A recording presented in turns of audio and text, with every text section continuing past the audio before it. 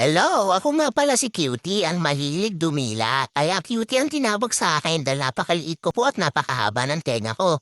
Laging natutuwa sa akin si Mami dahil lagi daw akong nakadila. Siyempre, itong isa, ang pangalan naman nito na lagi kong inaapakan ay si Papus kung tawagin nila. Mahilig nila kaming videohan, lalo na si Mami. Ano kaya, isipin naming dalawa, hindi kami kumain para naman kabahan si Mami kasi lagi na lang kanya kaming binibideo eh. So ano, Papush, wag na ba tayong kumain para tayo sumuka at tayo tumain ng basa? Para naman kabahan si Mami, hindi lagi nagdi-video sa atin. O di ba ang cute-cute ko? Ako nga pala si Papush. Ang haba din po ng tenga ko. Kamukha ko po ang aking papa pero nasa rainbow na po siya ngayon.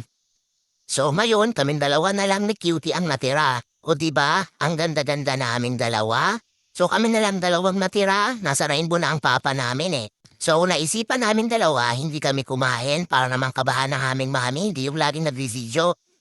So yun lang mga guys ha, hindi kami kakain ha he he he.